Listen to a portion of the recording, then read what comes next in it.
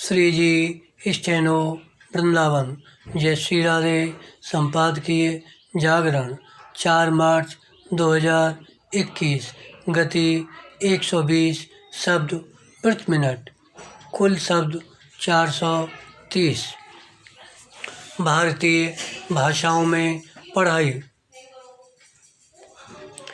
Dictation प्रारंभ। शिक्षा से जुड़े एक वेबिनार में प्रधानमंत्री ने प्राइमरी से लेकर उच्च शिक्षा तक भारतीय भाषाओं में पाठ्य सामग्री तैयार करने की जो ज़रूरत जताई वह नई शिक्षा नीति के अनुकूल ही है। प्रधानमंत्री का वक्तव्य इसकी पुष्टि करता है कि सरकार भारतीय भाषाओं को बढ़ावा देने के लिए प्रतिबद्ध है, लेकिन यह आसान काम नहीं। इसलिए नहीं क्योंकि उच्च शिक्षा के स्तर पर पढ़ाई के लिए भारतीय भाषाओं में स्तरीय पुस्तकें तैयार करना एक बड़ी चुनौती है। इस चुनौती को पार किए बगैर देश के विभिन्न हिस्सों में छात्रों को उनकी अपनी भाषा में उच्च शिक्षा प्रदान करने का लक्ष्य हासिल नहीं किया जा सकता।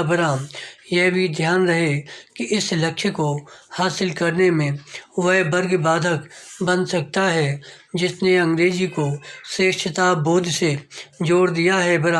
इस वर्ग ने यह माहौल भी बना दिया है कि आधुनिक जीवन की भाषा तो अंग्रेजी ही है।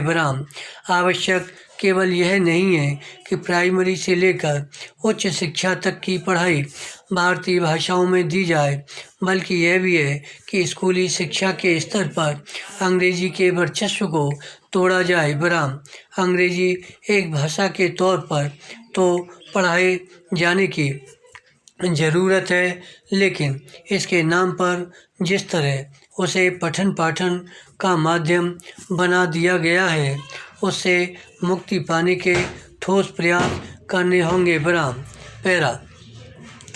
अंग्रेजी की महत्ता से इनकार नहीं, लेकिन केवल उसे ही तरक्की की भाषा मानने का कोई औचित्य नहीं।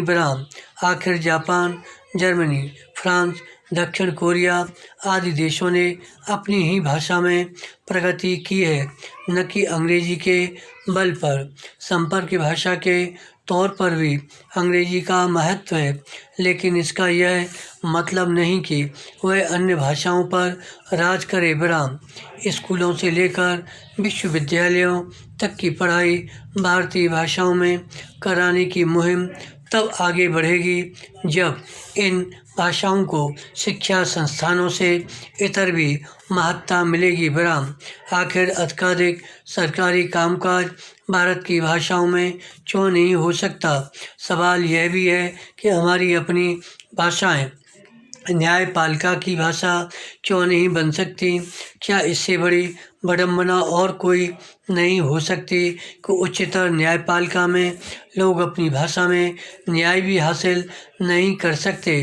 क्या कारण है कि संसद में पेश किए जाने वाले विधेयक मूलतः अंग्रेजी में तैयार करने की बाध्यता है?